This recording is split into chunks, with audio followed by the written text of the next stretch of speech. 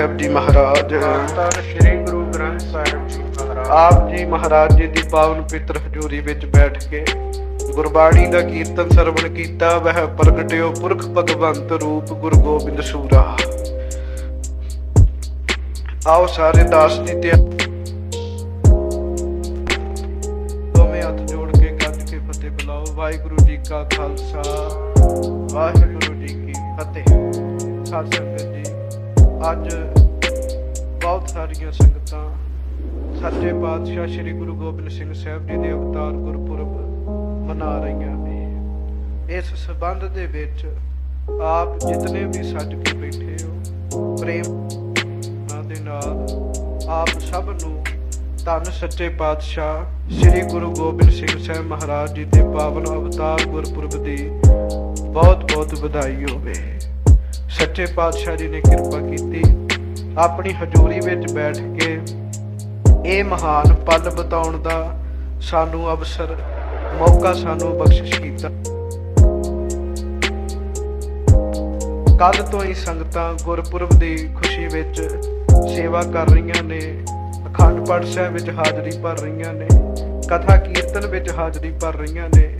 ਅੱਜ ਵੀ ਸਾਰੀ ਦਿਹਾੜੀ ਸੰਗਤਾਂ ਨੇ ਹਾਜ਼ਰੀ ਭਰੀ ਹੈ। ਕੱਲ ਵੀ ਇਸੇ ਤਰ੍ਹਾਂ ਗੁਰਪੁਰਬ ਦੇ ਸਮਾਗਮ ਚੱਲਣੇ ਹਨ। ਗੁਰਮੁਖੋ, ਧੰਨ ਸ੍ਰੀ ਗੁਰੂ ਗੋਬਿੰਦ ਸਿੰਘ ਸਾਹਿਬ ਜੀ ਦੇ ਬਾਲ ਰੂਪ ਦੀ ਵਿਚਾਰ ਆਪਾਂ ਕੱਲ ਕਰਨੀ ਹੈ। ਕਿਵੇਂ ਕਿਵੇਂ ਪਟਨਾ ਸਾਹਿਬ ਦੀ ਧਰਤੀ ਤੇ ਮਿਹਰਾਂ ਕੀਤੀਆਂ ਮਹਾਰਾਜ ਨੇ, ਪਰ ਅੱਜ ਇੱਕ ਆਪ ਜੀ ਸਰਵਣ ਕਰੋ, ਕਿੱਥੇ ਕਿੱਥੇ ਕਿਹੜਾ ਕਿਹੜਾ ਬੈਠਾ ਸੀ ਤੇ ਕੀ ਕੀ ਪ੍ਰਾਪਤ ਹੋਇਆ ਜਦੋਂ ਗੁਰੂ ਸਾਹਿਬ ਜੀ ਦਾ ਅਵਤਾਰ ਹੋਇਆ ਸੀ। ਗੁਰਮੁਖੋ,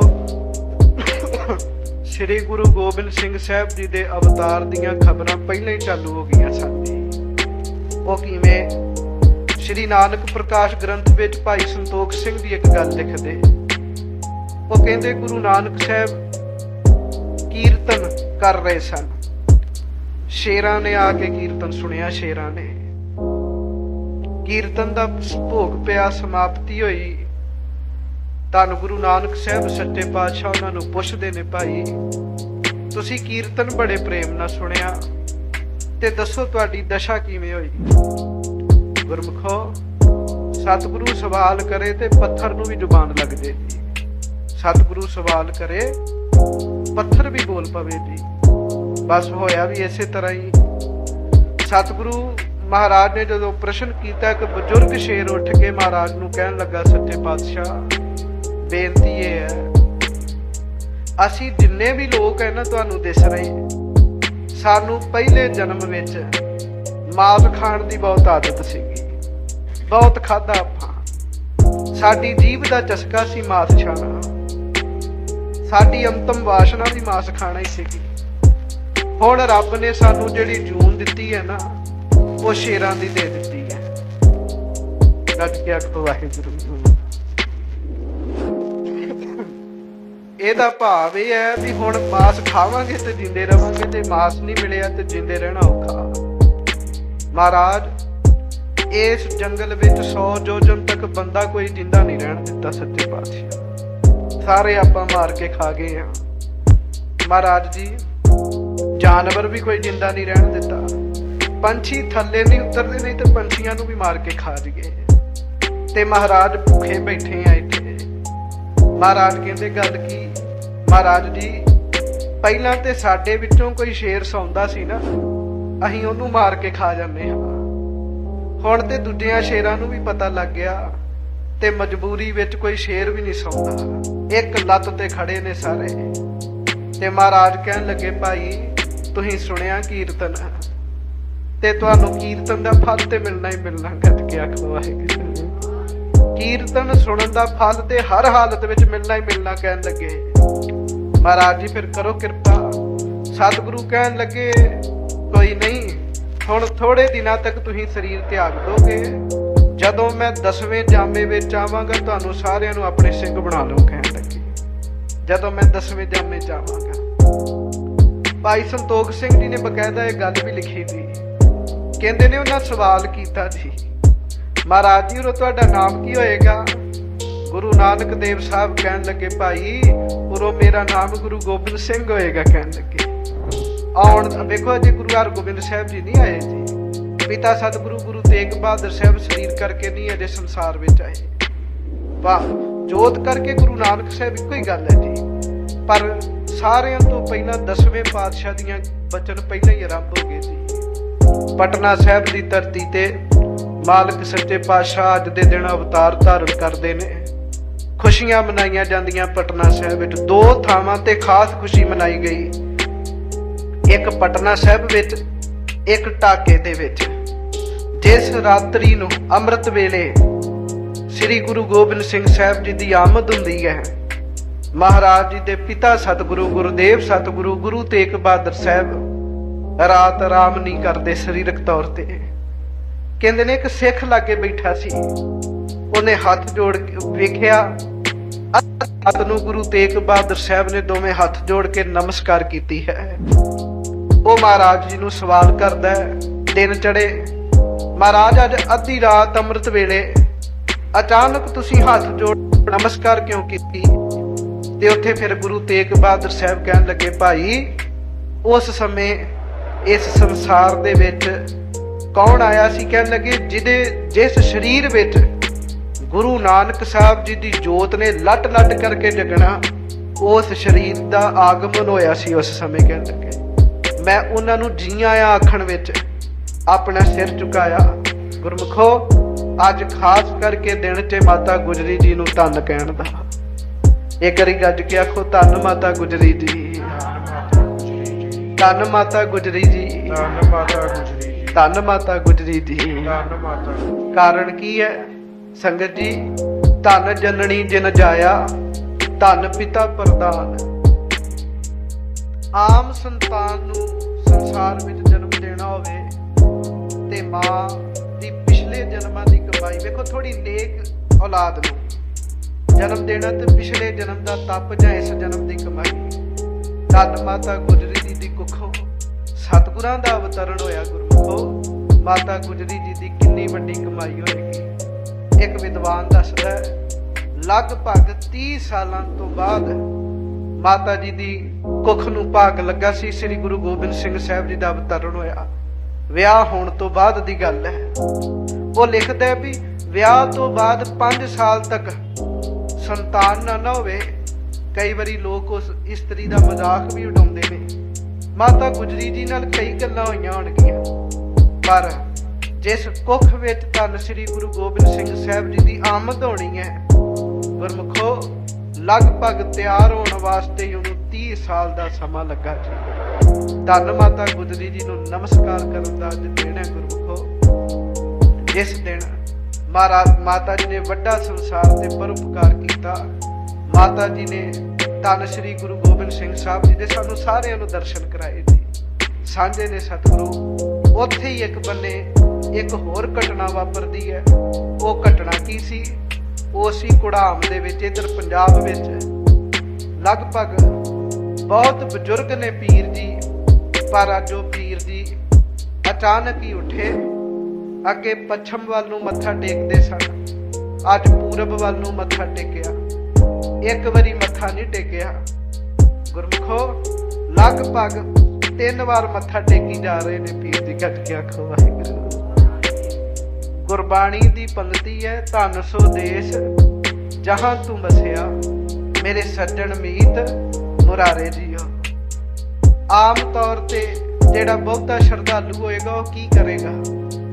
ਵੱਧ ਤੋਂ ਵੱਧ ਨਹੀਂ ਤੇ ਜਿਸ ਥਾਂ ਆਪਾਂ ਗੁਰਦੁਆਰਾ ਸਾਹਿਬ ਦੇ ਸਾਹਮਣੇ ਆਉਂਦੇ ਆ, ਉਹ ਗੁਰਦੁਆਰਾ ਸਾਹਿਬ ਨੂੰ ਬਾਹਰੋਂ ਮੱਥਾ ਟੇਕ ਰਹੇਗਾ। ਜਿਹੜਾ ਹੋਰ ਸ਼ਰਧਾਲੂ ਹੈ ਉਸ ਗਲੀ ਨੂੰ ਮੱਥਾ ਟੇਕ ਦੇਗਾ ਵੀ ਘੱਟੋ ਘੱਟ ਇਸ ਗਲੀ, ਇਸ ਰੋਡ ਉੱਤੇ ਗੁਰਦੁਆਰਾ ਸਾਹਿਬ ਹੈ। ਪਰ ਗੁਰਮੁਖੋ ਪੀਰ ਜੀ ਨੇ ਇਹਦੇ ਅਰਥ ਕੀਤੇ। ਪੀਰ ਜੀ ਨੇ ਕਿਵੇਂ? ਸਤਿਗੁਰੂ ਜੀ ਦੇ ਆਗਮਨ ਦੀ ਦਿਸ਼ਾ ਹੀ ਪਤਾ ਪੀਰ ਜੀ ਨੂੰ।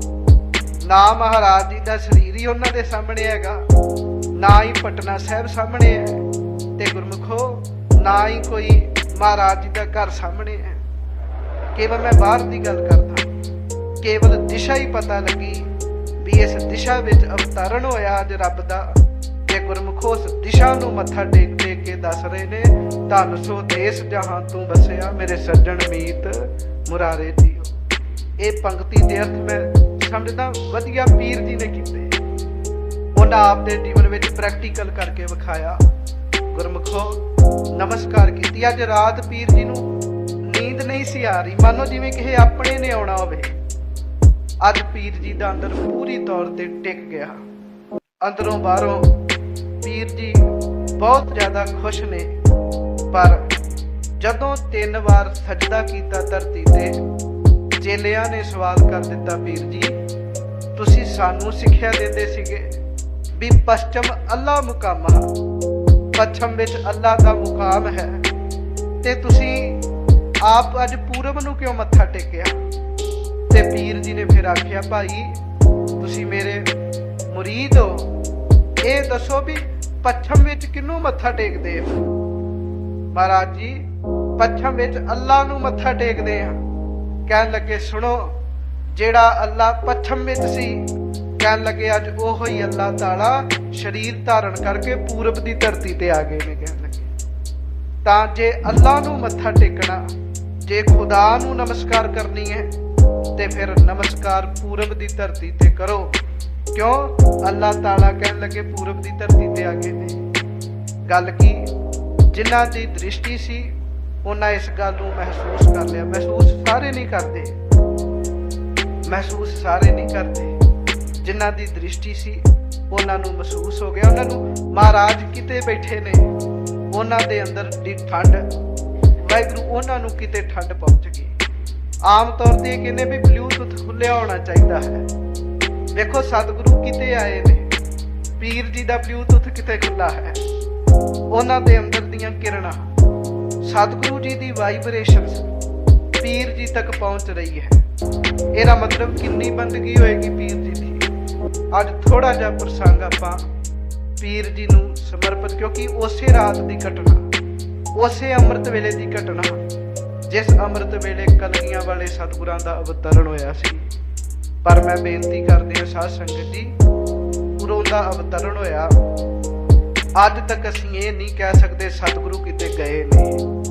ਸਤਿਗੁਰੂ ਇੱਥੇ ਹੀ ਨੇ, ਸਾਡੀ ਭਾਵਨਾ ਨੂੰ ਪੂਰੀਆਂ ਕਰਦੇ। ਮੈਂ ਬਹੁਤ ਵਾਰ ਸੰਤ ਅਤਰ ਸਿੰਘ ਜੀ ਮਸਤੂਆਣੇ ਵਾਲਿਆਂ ਦਾ ਬਚਨ ਆਪ ਜੀ ਨਾਲ ਸਾਂਝਾ ਕੀਤਾ, ਬਾਬਾ ਨਿਧਾਨ ਸਿੰਘ ਜੀ ਦਾ ਬਚਨ ਸਾਂਝਾ ਕੀਤਾ। ਅੱਜ ਵੀ ਜਦੋਂ ਬੈਠੇ ਸਨ ਬਾਬਾ ਨਿਧਾਨ ਸਿੰਘ ਜੀ, ਇਮਲੀ ਦੇ ਰੁੱਖ ਥੱਲੇ ਸਟੇਸ਼ਨ ਤੇ ਬਹਿ ਗਏ। ਅਜੇ ਅੰਮ੍ਰਿਤਸਰ ਜਾਣਾ ਵੇਖਿਆ, ਟ੍ਰੇਨ ਆਉਣ ਚ ਟਾਈਮ ਸੀ ਤੇ ਹੱਥ ਵਿੱਚ ਮਾਲਾ ਸੀ। ਮਾਲਾ ਨੂੰ ਲੈ ਕੇ ਮੂਲ ਮੰਤਰ ਜਪਣਾ ਚਾਲੂ ਕਰ ਦਿੱਤਾ। ਸਮੇਂ ਨੂੰ ਸਾਂਭਿਆ, ਵੇਖਿਆ ਨੇਤਰ ਬੰਦ, ਇਉਂ ਮਹਿਸੂਸ ਹੋਇਆ ਜਿਵੇਂ ਸਾਹਮਣੇ ਕਰੋੜਾਂ ਹੀ ਸੂਰਜ ਚੜ ਗਏ ਹੋਣ, ਕਰੋੜਾਂ ਹੀ ਸੂਰਜ। ਨੇਤਰ ਪੁੱਟ ਕੇ ਤਾਂ ਨੂੰ ਵੇਖਿਆ, ਉਹਨਾਂ ਕਰੋੜਾਂ ਸੂਰਜਾਂ ਦੇ ਚਾਨਣ ਵਿੱਚ ਕਲਗੀਆਂ ਵਾਲੇ ਸਤਿਗੁਰੂ ਘੋੜੇ ਤੇ ਬੈਠੇ ਸੀਗੇ ਜੀ। ਇਹ ਹੁਣ ਦੀਆਂ ਘਟਨਾਵਾਂ ਜੇ ਗੁਰਮੁਖੋ, ਸਤਿਗੁਰੂ ਕਿਤੇ ਨਹੀਂ ਗਏ। ਅੰਦਰ ਦੀ ਭਾਵਨਾ ਅੱਜ ਵੀ ਜਿਹੜਾ ਗੁਰੂ ਨੂੰ ਮਹਿਸੂਸ ਕਰਦਾ, ਸਤਿਗੁਰੂ ਉਹਦੇ ਤੇ ਕਿਰਪਾ ਕਰਦੇ, ਦਇਆ ਕਰਦੇ, ਮਿਹਰ ਕਰਦੇ ਨੇ। ਆਓ ਥੋੜਾ ਜਿਹਾ ਪ੍ਰਸੰਗ ਸਰਵਣ ਕਰੋ। ਕੁੜਾਮ ਦੀ ਧਰਤੀ ਤੇ ਆਪਣੀ ਸੁਰਤ ਲੈ ਕੇ ਜਾਓ। ਪੀਰ ਜੀ ਨਮਸਕਾਰ ਕਰ ਰਹੇ ਨੇ ਪੱਛਮ ਵੱਲ, ਵਾਹਿਗੁਰੂ ਪੂਰਬ ਵੱਲ। ਇੱਕ ਵਾਰ ਨਮਸਕਾਰ ਕੀਤੀ, ਚੈਨ ਨਾ ਆਇਆ, ਗੱਜ ਕੇ ਆਖੋ ਵਾਹਿਗੁਰੂ। ਫੇਰ ਦੂਜੀ ਵਾਰੀ ਮੱਥਾ ਟੇਕਿਆ, ਫੇਰ ਚੈਨ ਨਾ ਆਇਆ, ਤੇ ਪੀਰ ਜੀ ਨੇ 3 ਵਾਰ ਧਰਤੀ ਤੇ ਮੱਥਾ ਟੇਕਿਆ ਜੀ। ਹਾਂਜੀ, ਹੁਣ ਤੇ ਇੱਕ ਵਾਰੀ ਟੇਕ ਲਈਏ ਤੇ ਬੜੀ ਵੱਡੀ ਗੱਲ ਹੈ ਜੀ। 3 ਵਾਰ ਨਮਸਕਾਰ ਕੀਤੀ। ਚੇਲੇ ਵੇਖ ਵੇਖ ਹੈਰਾਨ ਨੇ। ਹੁਣ ਜੋ ਬਚਨ ਕਹਿ ਰਹੇ ਨੇ ਭੀਖਣ ਸ਼ਾਹ ਜੀ, ਉਹਨਾਂ ਚੇਲਿਆਂ, ਸ਼ਾਹ ਭੀਖ ਸੁਣ, ਚੇਲਿਆਂ ਨੂੰ ਜੋ ਕਹਿ ਰਹੇ ਨੇ ਆਪਣੇ, ਉਹ ਆਪ ਜੀ ਪ੍ਰੇਮ ਦੇ ਨਾਲ ਸੁਣੋ। ਸਾਰੀ ਸੰਗਤ ਗੱਜ ਕੇ ਆਖੋ ਧੰਨ ਗੁਰੂ ਗੋਬਿੰਦ ਸਿੰਘ ਸਾਹਿਬ ਜੀ ਮਹਾਰਾਜ, ਧੰਨ ਸ੍ਰੀ ਗੁਰੂ ਗੋਬਿੰਦ ਸਿੰਘ ਸਾਹਿਬ ਜੀ ਮਹਾਰਾਜ, ਧੰਨ ਸ੍ਰੀ ਗੁਰੂ ਗੋਬਿੰਦ ਸਿੰਘ ਜੀ ਮਹਾਰਾਜ। ਸਾਰੀ ਸੰਗਤ ਪ੍ਰੇਮ ਨਾਲ ਆਖੋ ਜੀ ਸਤਨਾਮ ਸ੍ਰੀ ਵਾਹਿਗੁਰੂ ਸਾਹਿਬ ਜੀ। ਸਤਨਾਮ ਸ੍ਰੀ ਵਾਹਿਗੁਰੂ ਸਾਹਿਬ ਜੀ। ਸ਼ਾਹ ਭੀਖ ਸੁਨ ਕੇ ਤਬ ਕਹਿਓ, ਕਾਰਨ ਸੁਨੋ ਜਥਾ ਮੈਂ ਲਹਿਓ। ਭੀਖਣ ਸ਼ਾਹ ਹੁਣ ਸੁਰਤ ਉੱਥੇ ਲੈ ਕੇ ਜਾਇਓ। ਠੀਕ ਹੈ, ਬਚਨ ਆਪਾਂ ਬੜੀ ਵਾਰੀ ਸੁਣਿਆ ਹੁੰਦਾ। ਗੁਰਮੁਖੋ, ਕੁਝ ਦਿਨ ਹੁੰਦੇ ਜਿਹੜੇ ਇਹਨਾਂ ਗੱਲਾਂ ਨੂੰ ਮਹਿਸੂਸ ਕਰਨ ਵਾਸਤੇ ਖਾਸ ਹੁੰਦੇ। ਸੁਰਤ ਲੈ ਕੇ ਚੱਲੋ। ਪੀਰ ਜੀ ਦੇ ਅੰਦਰ ਦੀ ਗੱਲ ਵੇਖੋ, ਉਹਨਾਂ ਦੇ ਅੰਦਰ ਦਾ ਅਕੀਦਾ ਵੇਖੋ।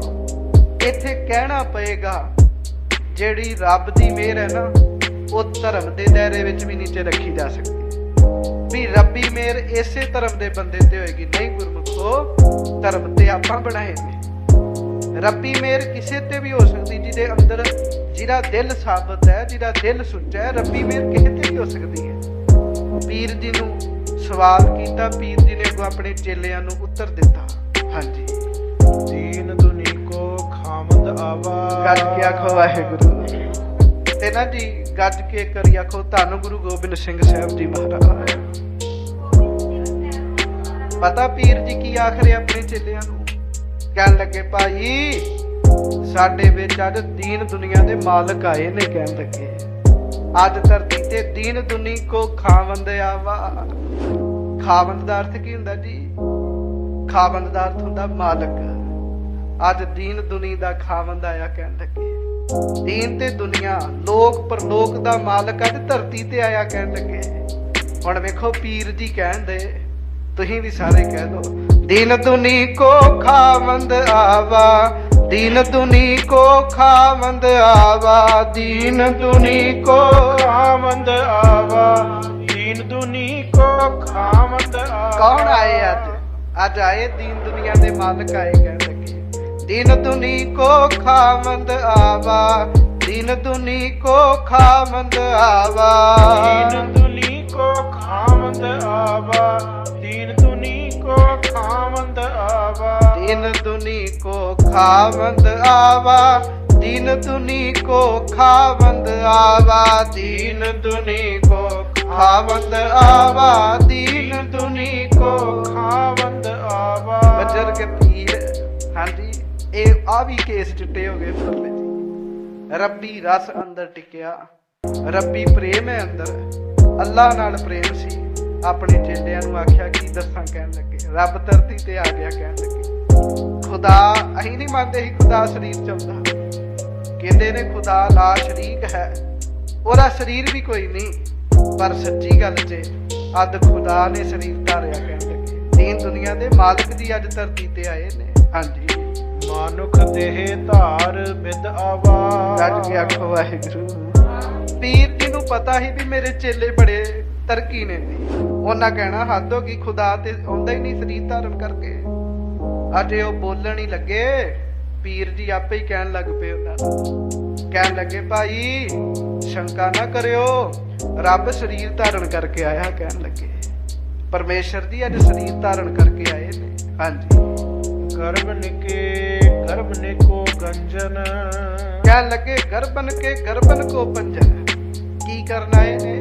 ਹੰਕਾਰੀਆਂ ਦਾ ਹੰਕਾਰ ਨਾਸ ਕਰਨ ਵਾਸਤੇ ਇਹ ਰੱਬ ਆਇਆ। ਕਹਿਣ ਲੱਗੇ ਹਾਂਜੀ, ਮਿਰਜ਼ਾਦਾ ਭੰਜਨ ਕੋ ਭੰਜਨ। ਜਿਹੜੇ ਮਰਿਆਦਾ ਵਿਗਾੜ ਰਹੇ ਨੇ ਦੁਨੀਆ ਦੀ, ਕਹਿਣ ਲੱਗੇ ਉਹਨਾਂ ਨੂੰ ਭੰਜਣ ਵਾਸਤੇ ਆਇਆ, ਉਹਨਾਂ ਨੂੰ ਸਜ਼ਾ ਦੇਣ ਵਾਸਤੇ ਰੱਬ ਦਾ ਇਹ ਰੂਪ ਹੈਗਾ। ਗੱਜ ਕੇ ਆਖੋ ਵਾਹਿਗੁਰੂ।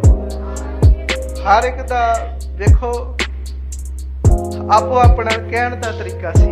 ਉਹਨਾਂ ਆਖਿਆ ਇਹ ਜਿਹੜਾ ਰੱਬ ਹੈ ਨਾ, ਇਹ ਵਿਗੜਿਆ ਬੰਦਿਆਂ ਨੂੰ ਸਜ਼ਾ ਦੇਣ ਵਾਸਤੇ ਆਇਆ ਜੀ। ਹਾਂਜੀ, ਭਾਈ ਭਰਾਤ ਮੁਝ ਸੁਧ ਮਨ ਭਾਈ। ਉਹ ਚੇਲੇ ਕਹਿਣ ਲੱਗੇ ਪੀਰ ਜੀ ਤੁਹਾਨੂੰ ਕਿਵੇਂ ਪਤਾ ਲੱਗ ਗਿਆ? ਗੱਜ ਕੇ ਆਖੋ ਵਾਹਿਗੁਰੂ। ਵੀ ਖੁਦਾ ਜੀ ਆ ਗਏ ਨੇ ਸਰੀਰ ਧਾਰਨ ਕਰਕੇ। ਪੀਰ ਜੀ ਕਹਿਣ ਲੱਗੇ ਕੀ ਦੱਸਾਂ, ਅੱਜ ਜਦੋਂ ਅੰਮ੍ਰਿਤ ਵੇਲਾ ਹੋਇਆ ਬਸ ਮੈਨੂੰ ਖਬਰ ਆ ਗਈ ਸੀ। ਕਹਿਣ ਲੱਗੇ ਆ ਜਾਂਦੀਆਂ ਖਬਰਾਂ ਜੀ। ਗੱਜ ਕੇ ਆਖੋ ਵਾਹਿਗੁਰੂ।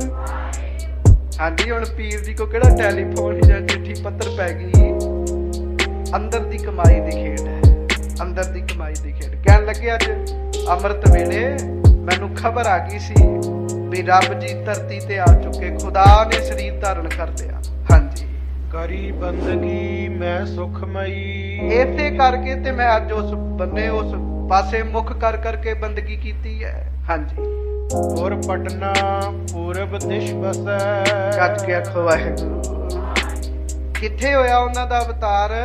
ਪਟਨਾ ਸਾਹਿਬ ਵਿੱਚ ਹੋਇਆ। ਪਟਨਾ ਸਾਹਿਬ ਵਿੱਚ, ਤੇ ਪਟਨਾ ਸਾਹਿਬ ਪੂਰਬ ਵਾਲੇ ਪਾਸੇ ਹੈ, ਤਾਂ ਮੈਂ ਪੂਰਬ ਵਿੱਚ ਮੱਥਾ ਟੇਕਿਆ। ਹਾਂਜੀ, ਮੈਂ ਅਬ ਜਾਉਂ ਦਰਸੋਂ ਤਿਸੈ। ਗੱਜ ਕੇ ਆਖੋ ਵਾਹਿਗੁਰੂ। ਅਸੀਂ ਤੇ ਇੰਨਾ ਹੀ ਸੁਣਦੇ ਆਏ ਨਾ ਵੀ ਪੀਰ ਜੀ ਨੇ ਬਸ ਉਹਨੂੰ ਮੱਥਾ ਟੇਕ ਲਿਆ ਤੇ ਗੱਲ ਮੁੱਕ ਗਈ। ਨਹੀਂ ਗੁਰਮੁਖੋ, ਵੇਖੋ ਨਾ ਜੀ, ਜਿਹੜਾ ਖੁਦਾ ਨੂੰ ਜਪਦਾ ਹੋਵੇ, ਇਹਨਾਂ ਖੁਦਾ ਦਾ ਨਾਮ ਜਪਣਾ ਹਰ ਵੇਲੇ ਅੱਲਾਹੂ ਅੱਲਾਹੂ। ਹਾਂਜੀ, ਅੱਜ ਜਦੋਂ ਪਤਾ ਲੱਗ ਗਿਆ ਵੀ ਖੁਦਾ ਜੀ ਫਲਾਣੀ ਧਰਤੀ ਤੇ ਨੇ, ਤੇ ਪੀਰ ਜੀ ਕਿਉਂ ਨਹੀਂ ਜਾਣਗੇ ਦਰਸ਼ਨ ਕਰਨ। ਆਪਣੇ ਚੇਲਿਆਂ ਨੂੰ ਪੀਰ ਜੀ ਨੇ ਕਹਿਤਾ, ਕਹਿਣ ਲੱਗੇ ਮੈਂ ਤੇ ਚੱਲਾ ਜੇ ਖੁਦਾ ਦੇ ਦਰਸ਼ਨ ਕਰਨ, ਕਹਿਣ ਲੱਗੇ ਮੈਂ ਚੱਲਾ ਜੇ ਰੱਬ ਦੇ ਦਰਸ਼ਨ ਕਰਨ। ਹਾਂਜੀ, ਮੈਂ ਅਬ ਜਾਉ ਦਰਹਮਤ ਸੇ, ਮੈਂ ਹੁਣੇ ਜਾ ਕੇ ਅੱਜੇ ਹੀ ਤੁਰ ਪੈਣਾ। ਖੁਦਾ ਜੀ ਆ ਗਏ ਨੇ ਤੇ ਮੈਂ ਅੱਜੇ ਹੀ ਜਾ ਕੇ ਉਹਨਾਂ ਦੇ ਦਰਸ਼ਨ ਕਰਨੇ ਨੇ, ਕਹਿਣ ਲੱਗੇ। ਹਾਂਜੀ, ਬਿਨ ਠਾਨ ਬਖਸ਼ਾਵਨ ਕਹਿ ਕੋ, ਗੱਜ ਕੇ ਆਖੋ ਵਾਹਿਗੁਰੂ। ਵੇਖ ਲੋ, ਆਮ ਬੰਦਾ ਕਹੇਗਾ ਵੀ ਵੇਖੋ ਕਿਹੋ ਜੀਆਂ ਗੱਲਾਂ ਕਰਦੇ। ਗੁਰੂ ਸਾਹਿਬ ਦਾ ਸਰੀਰ ਦੀ ਜੇ ਮੈਂ ਗੱਲ ਕਰਾਂ, ਇੱਕ ਦਿਨ ਦਾ ਹੀ ਸਰੀਰ ਹੋਇਆ ਹੋਏਗਾ ਜੀ ਅਜੇ, ਪਰ ਪੀਰ ਜੀ ਆਪਣੇ ਚੇਲਿਆਂ ਨੂੰ ਕਹਿੰਦੇ, ਵੇਖੋ ਇਹਦਾ ਮਤਲਬ ਉਹ ਜਿਹੜਾ ਭਗਤ ਕਬੀਰ ਸਾਹਿਬ ਨੇ ਇੱਕ ਬਚਨ ਆਖਿਆ ਨਾ, ਸਿੱਖ ਸਾਖਾ ਬਹੁਤੇ ਕੀਏ ਹਜ ਕੇਸੋ ਕੀਓ ਨਾ ਮੀਤ, ਚਾਲੇ ਥੇ ਹਰ ਮਿਲਣ ਕੋ ਵਿਚੇ ਹਟਕੇ ਚੀਤ। ਵੀ ਜਾਣਾ ਤੇ ਰੱਬ ਨੂੰ ਮਿਲਣ ਸੀ, ਪਰ ਚੇਲੇ ਇੰਨੇ ਹੋ ਗਏ ਵੀ ਧਿਆਨ ਚੇਲਿਆਂ ਵਿੱਚ ਅਟਕ ਗਿਆ ਤੇ ਰੱਬ ਦਾ ਧਿਆਨ ਹੀ ਭੁੱਲ ਗਿਆ ਜੀ। ਪੀਰ ਜੀ ਇਹੋ ਜਿਹੇ ਨਹੀਂ ਸੀ। ਪੀਰ ਨੇ ਆਖਿਆ ਫਿਰ ਕੀ ਹੋਇਆ ਜੇ ਚੇਲੇ ਮੇਰਾ ਸਤਿਕਾਰ ਕਰਦੇ ਨੇ। ਆਪਣੇ ਚੇਲਿਆਂ ਨੂੰ ਕਹਿਣ ਲੱਗੇ, ਭਾਈ ਅੱਜ ਤੱਕ ਮੇਰੇ ਕੋਲੋਂ ਜਿੰਨੀਆਂ ਗਲਤੀਆਂ ਹੋਈਆਂ ਮੈਂ ਖੁਦਾ ਕੋਲੋਂ ਬਖਸ਼ਾਉਣ ਚੱਲਾਂ, ਕਹਿਣ ਲੱਗੇ। ਗੱਜ ਕੇ ਆਖੋ ਵਾਹਿਗੁਰੂ। ਇਹ ਨਹੀਂ ਉਹਨਾਂ ਸੋਚਿਆ ਵੀ ਮੇਰੇ ਚੇਲੇ ਕਹਿਣਗੇ ਵੀ ਤੁਸੀਂ ਵੀ ਗਲਤੀਆਂ ਕਰਦੇ ਹੋ, ਤੁਹਾਡੇ ਕੋਲੋਂ ਵੀ ਭੁੱਲਾਂ ਹੁੰਦੀਆਂ ਨੇ। ਇਹ ਨਹੀਂ ਸੋਚਿਆ। ਧੰਨ ਨੇ ਵੇਖੋ ਪੀਰ ਜੀ, ਕਹਿਣ ਲੱਗੇ ਭਾਈ ਮੇਰੇ ਮੁਰੀਦ ਹੋ ਤੁਸੀਂ, ਚੇਲੇ ਹੋ, ਪਰ ਸੱਚੀ ਗੱਲ ਖੁਦਾ ਤੇ ਖੁਦਾ ਹੀ ਹੈ। ਕਹਿਣ ਲੱਗੇ ਮੇਰੇ ਕੋਲੋਂ ਜੀਵਨ ਵਿੱਚ ਜੀਵਨ ਬਤੀਤ ਕਰਦਿਆਂ ਹੁਣ ਤੱਕ ਪਤਾ ਨਹੀਂ ਕਿੰਨੀਆਂ ਕੁ ਭੁੱਲਾਂ ਹੋਈਆਂ। ਮੈਂ ਖੁਦਾ ਦੇ ਦਰਸ਼ਨ ਕਰਨ ਚੱਲਾਂ ਤੇ ਖੁਦਾ ਕੋਲੋਂ ਜਾ ਕੇ ਮਾਫੀ ਮੰਗਣੀ, ਕਹਿਣ ਲੱਗੇ। ਖੁਦਾ ਕੌਣ ਜੀ? ਆਖੋ ਧੰਨ ਸ੍ਰੀ ਗੁਰੂ ਗੋਬਿੰਦ ਸਿੰਘ ਸਾਹਿਬ ਜੀ। ਮੈਂ ਫਿਰ ਬੇਨਤੀ ਕਰਾਂ ਗੁਰਮੁਖੋ, ਰੱਬੀ ਮੇਰ ਨੂੰ ਧਰਮ ਦੇ ਦਾਇਰੇ 'ਚ ਡੱਕਿਆ ਨਹੀਂ ਤੇ ਜਾ ਸਕਦਾ। ਜੋਗੀ ਅੱਲਾ ਯਾਰ ਖਾਨ ਨੇ ਬਹੁਤ ਸਿਫਤ ਲਿਖੀ ਮਹਾਰਾਜ ਦੀ, ਕਰਤਾਰ ਕੀ ਸੁਗੰਧ ਹੈ ਨਾਨਕ ਕੀ ਕਸਮ ਹੈ, ਜਿਤਨੀ ਵੀ ਹੋ ਗੁਰੂ ਗੋਬਿੰਦ ਕੀ ਤਾਰੀਫ ਉਹ ਕਮ ਹੈ। ਪਰ ਉਹਦੇ ਬੰਦਿਆਂ ਨੇ ਉਹਨੂੰ ਬਾਹਰ ਕੱਢਿਆ ਸੀ ਉਸ ਸਮੇਂ ਧਰਮ ਚੋਂ। ਅਖੀਰ ਤੇ ਜੋਗੀ ਅੱਲਾ ਯਾਰ ਖਾਨ ਬਿਮਾਰ ਸੀ। ਕਾਜੀ ਆਇਆ, ਉਹਨੇ ਆਖਿਆ ਜੋਗੀ ਜੀ ਇਹ ਗੱਲ ਲਿਖ ਦਿਓ ਵੀ ਮੈਂ ਗੁਰੂ ਗੋਬਿੰਦ ਸਿੰਘ ਜੀ ਦੀ ਜਿੰਨੀ ਤਾਰੀਫ ਲਿਖੀ ਸੀ ਉਹ ਝੂਠੀ ਹੈ ਤੇ ਅਸੀਂ ਤੁਹਾਨੂੰ ਬਖਸ਼ ਦਿਆਂਗੇ। ਤੁਹਾਨੂੰ ਫਿਰ ਅੱਗੋਂ ਜੋਗੀ ਜੀ ਪੁੱਛਦੇ ਵੀ ਜਦੋਂ ਤੁਸੀਂ ਮੈਨੂੰ ਬਖਸ਼ੋਗੇ ਤੇ ਮੈਨੂੰ ਮਿਲੇਗਾ ਕੀ? ਕਹਿਣ ਲੱਗੇ ਤੁਹਾਨੂੰ ਜੰਨਤ ਮਿਲੇਗੀ। ਕਹਿਣ ਲੱਗੇ ਫਿਰ ਗੱਲ ਧਿਆਨ ਨਾਲ ਸੁਣ ਲਓ, ਹੁਣ ਜੰਨਤ ਨਹੀਂ ਚਾਹੀਦੀ। ਪੁੱਛਿਆ ਕਿਉਂ? ਕਹਿੰਦੇ ਮੇਰੇ ਕੋਲੋਂ ਪੁੱਛ ਕੇ ਵੇਖੋ, ਜਦੋਂ ਮੈਂ ਦੋਵੇਂ ਅੱਖਾਂ ਬੰਦ ਕਰਦਾ ਗੁਰੂ ਗੋਬਿੰਦ ਸਿੰਘ ਦੀ ਦੋਵੇਂ ਬਾਹਾਂ ਖਿਲਾਰ ਕੇ ਨਾ, ਦੋਵੇਂ ਬਾਹਾਂ ਅੱਗੇ ਕਰਕੇ ਮੈਨੂੰ ਉਡੀਕ ਰਹੇ ਨੇ। ਕਹਿਣ ਲੱਗੇ ਵੇਖੋ, ਰੱਬੀ ਮਿਹਰ ਨੂੰ ਧਰਮ ਦੇ ਦਾਇਰੇ ਵਿੱਚ ਨਹੀਂ ਡੱਕਿਆ ਜਾ ਸਕਦਾ, ਨਹੀਂ ਡੱਕਿਆ ਜਾ ਸਕਦਾ। ਹੁਣ ਪੀਰ ਜੀ ਦੇ ਅੰਦਰ ਨਿਮਰਤਾ। ਆਪਣੇ ਚੇਲਿਆਂ ਨੂੰ ਕਹਿਣ ਲੱਗੇ ਮੈਂ ਤੇ ਗਲਤੀਆਂ ਬਖਸ਼ਾਉਣ ਚੱਲਾਂ ਖੁਦਾ ਕੋਲੋਂ। ਹਾਂਜੀ, ਆਪਨ ਇਸ਼ਟ ਥਿਰਤਾ ਅਨੁਸਾਰ ਹਾਂ। ਗੱਜ ਕੇ ਆਖੋ ਵਾਹਿਗੁਰੂ। ਕਿਉਂ? ਮੇਰੇ ਇਸ਼ਟ ਦਾ ਜਨਮ ਹੋ ਗਿਆ। ਕਹਿਣ ਲੱਗੇ ਗੱਜ ਕੇ ਆਖੋ ਵਾਹਿਗੁਰੂ। ਹੁਣ ਵੇਖ ਲਓ ਪੀਰ ਜੀ ਕਿੰਨੇ ਬਜ਼ੁਰਗ ਹੋਣਗੇ ਤੇ ਗੁਰੂ ਸਾਹਿਬ ਮਹਾਰਾਜ ਅਜੇ ਅੱਜ ਹੀ ਅਵਤਾਰਨ ਹੋਇਆ ਜੀ। ਮੇਰੇ ਅੱਜ ਇਸ਼ਟ ਦੀ ਧਰਤੀ ਤੇ ਆਏ ਨੇ। ਹਾਂਜੀ, ਦਰਸ਼ਨ ਕਰੇ ਪਾਕ ਅਤ ਹੋਵੋ। ਪਤਾ ਪੀਰ ਜੀ ਕੀ ਕਹਿ ਰਹੇ? ਮੈਂ ਉਹਨਾਂ ਦੇ ਦਰਸ਼ਨ ਕਰਾਂਗਾ, ਮੈਂ ਪਵਿੱਤਰ ਹੀ ਤਾਂ ਹੋਣਾ, ਮੇਰੇ ਵਿੱਚ ਬਹੁਤ ਗੁਨਾਹ ਨੇ। ਹਾਂਜੀ, ਗੁਣ ਹੈ ਅਨੇਕ ਮਨ ਤਨ ਤੇ ਖੋਵੋ। ਗੱਜ ਕੇ ਆਖੋ ਵਾਹਿਗੁਰੂ। ਮੈਂ ਕਹਿੰਦਾ ਕਲਗੀਆਂ ਵਾਲੇ ਸਤਿਗੁਰਾਂ ਦੇ ਦਰਸ਼ਨ ਦੀ ਕਿੰਨੀ ਵੇਖੋ ਅੰਦਰ ਦ੍ਰਿੜਤਾ ਸੀ ਪੀਰ ਜੀ ਦੇ ਅੰਦਰ। ਆਪਣੇ ਚੇਲਿਆਂ ਨੂੰ ਸਾਫ਼-ਸਾਫ਼ ਆਖਿਆ ਜਦੋਂ ਮੈਂ ਉਸ ਰੱਬ ਦੇ ਜਾ ਕੇ ਦਰਸ਼ਨ ਕਰ ਲਾਂਗਾ ਨਾ ਫੇਰ ਹੀ ਮੈਂ ਪਵਿੱਤਰ ਹੋਣਾ। ਕਹਿਣ ਲੱਗੇ ਉਹਨਾਂ ਚਿਰ ਤੱਕ ਮੇਰਾ ਮਨ ਪਵਿੱਤਰ ਨਹੀਂ ਹੈਗਾ। ਮਨ ਤੇ ਤਨ ਦੋਵਾਂ ਤੋਂ ਪਵਿੱਤਰ ਉਦੋਂ ਹੋਵਾਂਗਾ ਜਦੋਂ ਮੈਂ ਕਲਗੀਆਂ ਵਾਲੇ ਦੇ ਦਰਸ਼ਨ ਕਰਾਂਗਾ। ਉਰੋਂ ਕਲਗੀਆਂ ਵਾਲੇ ਤੇ ਨਹੀਂ ਖੈਰ ਸ਼ਬਦ, ਪਰ ਮੈਂ ਆਪਣੇ ਖੁਦਾ ਦੇ ਦਰਸ਼ਨ ਕਰਾਂਗਾ, ਮੈਂ ਰੱਬ ਦੇ ਦਰਸ਼ਨ ਕਰਾਂਗਾ। ਹਾਂਜੀ, ਰਿੱਧ ਆਪਣੇ ਸਾਰੇ ਨਾ ਜੀ ਚੇਲਿਆਂ ਨੂੰ ਪੀਰ ਜੀ ਨੇ ਇਸ ਤਰ੍ਹਾਂ ਆਖਿਆ ਜੀ। ਹਾਂਜੀ, ਭਇਓ ਤਿਆਰ ਮਾਰਗ ਵੱਢ ਲਹਿਓ। ਇਹ ਕਹਿ ਕੇ ਨਾ ਜੀ ਤੇ ਪੀਰ ਜੀ ਨੇ ਫਿਰ ਦੇਰੀ ਨਹੀਂ ਕੀਤੀ। ਸਾਡੇ ਵਰਗਾ ਹੋਵੇ ਕੋਈ ਆਮ ਬੰਦਾ, ਅੱਜ ਚੱਲ ਜਾਂਗੇ, ਕੱਲ ਚੱਲ ਜਾਂਗੇ, ਤੇ ਠੰਡ ਵੀ ਪੂਰੀ ਸੀਗੀ ਜੀ। ਗੱਜ ਕੇ ਆਖੋ ਵਾਹਿਗੁਰੂ। ਹਾਂਜੀ, ਠੰਡ ਦੇ ਮੌਸਮ ਵਿੱਚ ਮਹਾਰਾਜ ਜੀ ਦੇ ਅਵਤਰਨ ਧਾਰਿਆ ਜੀ, ਤੇ ਪੀਰ ਜੀ ਨੇ ਠੰਡ ਦਾ ਲਿਹਾਜ਼ ਵੀ ਨਹੀਂ ਕੀਤਾ ਜੀ। ਕਿਉਂ? ਜਿੱਥੇ ਪ੍ਰੇਮ ਹੋਵੇ ਤੇ ਸਰਦੀ ਗਰਮੀ ਨਹੀਂ ਵੇਖੀ ਜਾਂਦੀ ਤੇ ਉਸੇ ਵੇਲੇ ਹੀ ਤਿਆਰੀ ਕਸ ਲਈ ਜੀ। ਉਸੇ ਵੇਲੇ ਆਖਿਆ ਭਾਈ ਜਿੰਨੇ ਜਾਣਾ ਠੀਕ ਹੈ, ਮੈਂ ਤੇ ਚੱਲਾ ਜੇ ਖੁਦਾ ਦੇ ਦਰਸ਼ਨ ਕਰਨ ਕਹਿਣ ਲੱਗੇ। ਹਾਂਜੀ, ਦੋਏ ਮੁਰੀਦ ਮੁਰਾਦ ਧਰਨ ਤੇ। ਦੋ ਮੁਰੀਦਾਂ ਨੇ ਫਿਰ ਮੁਰਾਦ ਧਰੀ ਜੀ, ਭਾਵ ਮੰਗ ਰੱਖੀ। ਪੀਰ ਜੀ ਅਸੀਂ ਤੁਹਾਨੂੰ ਮੰਨਦੇ ਆ, ਜੇ ਤੁਸੀਂ ਰੱਬ ਦੇ ਦਰਸ਼ਨ ਕਰਨ ਚੱਲੇ ਹੋ ਤੇ ਅਸੀਂ ਵੀ ਕਰਨੇ ਦਰਸ਼ਨ ਕਰਨ ਲੱਗੇ। ਅਸੀਂ ਵੀ ਤੁਹਾਡੇ ਨਾਲ ਹੀ ਜਾਣਾ ਦਰਸ਼ਨ ਕਰਨ ਵਾਸਤੇ। ਹਾਂਜੀ, ਲਿਓ ਸੰਗ ਪ੍ਰਿਯ ਸੇਵ ਕਰਨ ਤੇ। ਗੱਜ ਕੇ ਆਖੋ ਵਾਹਿਗੁਰੂ। ਪੀਰ ਜੀ ਨੇ ਆਖਿਆ ਚਲੋ ਭਾਈ ਤੁਸੀਂ ਵੀ ਤੁਰ ਪੋ, ਤੁਸੀਂ ਵੀ ਤੁਰ ਪੋ। ਪਰ ਵੇਖੋ ਪੀਰ ਜੀ ਨੇ ਕੁੜਹਾਮ ਤੋਂ ਤੁਰਨ ਲੱਗਿਆ ਇੱਕ ਗੱਲ ਦਾ ਪ੍ਰਣ ਕਰ ਲਿਆ ਸੀ। ਪਤਾ ਕੀ ਜੀ? ਉਹ ਇਹ ਗੱਲ ਸੀ ਵੀ ਜਿੰਨਾ ਚਿਰ ਤੱਕ ਹੁਣ ਉਹਨਾਂ ਦੇ ਦਰਸ਼ਨ ਨਹੀਂ ਹੋਣਗੇ, ਛਕਣਾ ਨਹੀਂ ਮੈਂ ਕੁਛ ਕਹਿਣ ਲੱਗੇ। ਹੁਣ ਤੇ ਦਰਸ਼ਨ ਕਰਕੇ ਹੀ ਛਕਣਾ। ਪਟਨਾ ਸਾਹਿਬ ਵਿੱਚ ਗੁਰੂ ਗੋਬਿੰਦ ਸਿੰਘ ਸਾਹਿਬ ਦੇ ਦਰਸ਼ਨ ਕਰਕੇ ਕੁਝ ਛਕਣਾ, ਖੁਦਾ ਦੇ ਦਰਸ਼ਨ ਕਰਕੇ ਹੀ ਕੁਝ ਮੁਖ ਵਿੱਚ ਪਾਉਣਾ।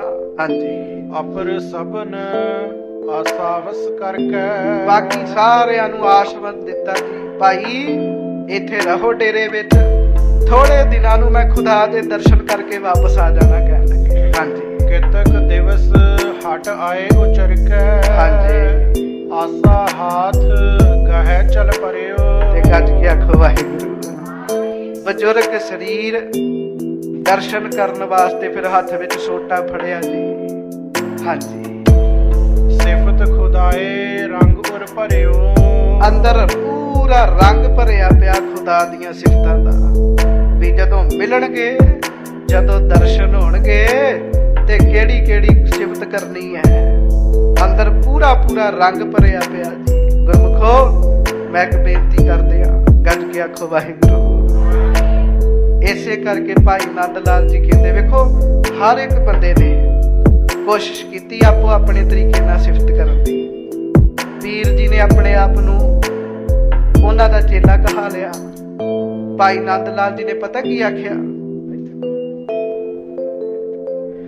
ਭਾਈ ਨੰਦ ਲਾਲ ਜੀ ਨੇ ਪਤਾ ਕੀ ਆਖਿਆ? ਭਾਈ ਨੰਦ ਲਾਲ ਜੀ ਨੇ ਆਪਣੀ ਵਸੀਅਤਨਾਮਾ ਲਿਖਿਆ। ਉਹਦੇ ਵਿੱਚ ਇਹ ਲਿਖਿਆ, ਮੈਂ ਗੁਰੂ ਗੋਬਿੰਦ ਸਿੰਘ ਸਾਹਿਬ ਜੀ ਦੇ ਘਰ ਦਾ ਸੱਗ ਹਾਂ। ਸੱਗ ਦਾ ਅਰਥ ਪਤਾ ਕੀ ਹੁੰਦਾ ਜੀ? ਗੱਜ ਕੇ ਆਖੋ ਵਾਹਿਗੁਰੂ। ਇੱਥੇ ਮਾਈਕ 'ਚ ਬੋਲਦੇ ਆ ਵੀ ਕਈ ਵਾਰੀ ਸਾਨੂੰ ਆ ਜਾਂਦਾ ਜੀ ਵੀ ਕਿਹੜਾ ਸ਼ਬਦ ਬੋਲਣ ਲੱਗੇ ਆ, ਪਰ ਸੱਗ ਦਾ ਅਰਥ ਕੂਕਰ ਹੁੰਦਾ ਜੀ। ਸੱਗ ਦਾ ਅਰਥ ਹੁਣ ਮੈਂ ਕਹਿ ਹੀ ਦਿਆਂ ਵੀ ਸੱਗ ਕਿਹਨੂੰ ਕਹਿੰਦੇ ਜੀ।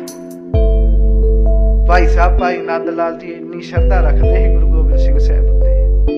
ਤੇ ਇੱਕ ਦਿਨ ਪਤਾ ਕੀ ਕੀਤਾ ਜੀ? ਕਹਿੰਦੇ ਨੇ ਮਹਾਰਾਜ ਨੇ ਪ੍ਰਸ਼ਾਦਾ ਛਕਦੇ ਸੀ ਨਾ ਦਸਵੇਂ ਪਾਤਸ਼ਾਹ, ਤੇ ਮਹਾਰਾਜ ਕਦੀ ਕਦੀ ਨਾ ਲੰਗਰ ਵਿੱਚੋਂ ਇੱਕ ਗਰਾਹੀ ਕੱਢ ਕੇ ਤੇ ਉਹ ਕੂਕਰ ਨੂੰ ਪਾ ਦਿੰਦੇ ਸੀ। ਭਾਈ ਨੰਦ ਲਾਲ ਜੀ ਨੇ ਵੇਖਿਆ ਵੀ ਉਹ ਕਿੰਨਾ ਕੂਕਰ ਕੁੱਤਾ ਭਾਗਾਂ ਵਾਲਾ, ਦਸਵੇਂ ਪਾਤਸ਼ਾਹ ਆਪਣੀ ਗਰਾਹੀ ਕੱਢ ਕੇ ਉਹਨੂੰ ਦੇ ਰਹੇ ਨੇ। ਭਾਈ ਨੰਦ ਲਾਲ ਜੀ ਨੇ ਉਸੇ ਸਮੇਂ ਕਹਿਣਾ ਸੌਖਾ, ਜਿੱਥੇ ਉਹ ਬੈਠਾ ਸੀ ਨਾ ਉੱਥੇ ਹੱਥ ਇਸ ਤਰ੍ਹਾਂ ਕਰਕੇ ਜੀਭ ਬਾਹਰ ਕੱਢ ਕੇ ਭਾਈ ਨੰਦ ਲਾਲ ਜੀ ਲਾਗੇ ਬਹਿ ਗਏ ਜੀ। ਗੱਜ ਕੇ ਆਖੋ ਵਾਹਿਗੁਰੂ। ਮਹਾਰਾਜ ਕਹਿੰਦੇ, ਗੋਇਆ ਲਾਲ ਜੀ ਇਹ ਕੀ ਕਰਮ ਕਰ ਰਹੇ ਹੋ? ਮਹਾਰਾਜ ਇਹ ਕਿੰਨੇ ਭਾਗਾਂ ਵਾਲਾ ਕੂਕਰ ਕਹਿਣ ਲੱਗੇ। ਮਹਾਰਾਜ ਹੈ ਇਹ ਪਸ਼ੂ, ਪਰ ਮਹਾਰਾਜ ਕਿੰਨੇ ਭਾਗਾਂ ਵਾਲਾ। ਕਾਰਨ ਕੀ? ਵੇਖੋ ਮਹਾਰਾਜ, ਇਹਨੂੰ ਤੁਹਾਡਾ ਝੂਠਾ ਛਕਣ ਦਾ ਸੁਭਾਗ ਮਿਲ ਰਿਹਾ ਕਹਿਣ ਲੱਗੇ। ਤੁਹਾਡਾ ਸ਼ੀਤ ਪ੍ਰਸ਼ਾਦ ਛਕ ਰਿਹਾ, ਮੈਂ ਵੀ ਚਾਹੁੰਦਾ ਹਾਂ। ਗੱਲ ਕੀ ਗੁਰਮੁਖੋ? ਇੱਕ ਵਾਰੀ ਤੇ ਕੁੱਤੇ ਨੇ ਬੋਲ ਕੇ ਔਰੰਗਜ਼ੇਬ ਨੂੰ ਕਹਿਤਾ ਸੀ, ਔਰੰਗਜ਼ੇਬ ਤੂੰ ਬੰਦਾ ਹੋ ਕੇ ਸਿਆਣਾ ਨਹੀਂ ਹੈਗਾ, ਮੈਂ ਕੁੱਤਾ ਹੈਗਾ, ਮੈਂ ਪਛਾਣ ਗਿਆ ਗੁਰੂ ਗੋਬਿੰਦ ਸਿੰਘ ਸਾਹਿਬ ਨੂੰ, ਤੂੰ ਬੰਦਾ ਹੋ ਕੇ ਵੀ ਸਮਝ ਨਹੀਂ ਸਕਿਆ ਜੀ। ਹਾਂਜੀ, ਹੁਣ ਆ ਵੇਖ ਲੋ ਗੱਲ ਪੀਰ ਜੀ ਵੱਲ ਵੇਖੋ ਕਿੰਨੀ ਸ਼ਰਧਾ। ਤੁਰ ਪਏ ਹੱਥ ਵਿੱਚ ਸੋਟਾ ਲੈ ਕੇ, ਮੈਂ ਤੇ ਚੱਲਾ ਖੁਦਾ ਦੇ ਦਰਸ਼ਨ ਕਰਨ। ਹਾਂਜੀ, ਲਈ ਕੁਰਾਨ ਮੁਸੱਲਾ ਧਾਰੇ। ਕੁਰਾਨ ਸ਼ਰੀਫ ਹੱਥ ਵਿੱਚ ਫੜ ਲਈ ਦੀ ਉਹਨਾਂ ਨੇ ਤੇ ਨਾਲ ਮੁਸੱਲਾ ਫੜ ਲਿਆ। ਜਿਹੜੇ ਮੁਸਲਮਾਨ ਵੀਰ ਹੁੰਦਾ ਸਾਡੇ ਜੀ, ਇਹ ਨਮਾਜ਼ ਦੇ ਬਹੁਤ ਪੱਕੇ ਹੈਗੇ। ਮੈਂ ਇੱਧਰ ਗੁਰਦੁਆਰਾ ਪਿਪਲੀ ਸਾਹਿਬ ਵਾਲੇ ਪਾਸੇ ਕਿਤੇ ਕਥਾ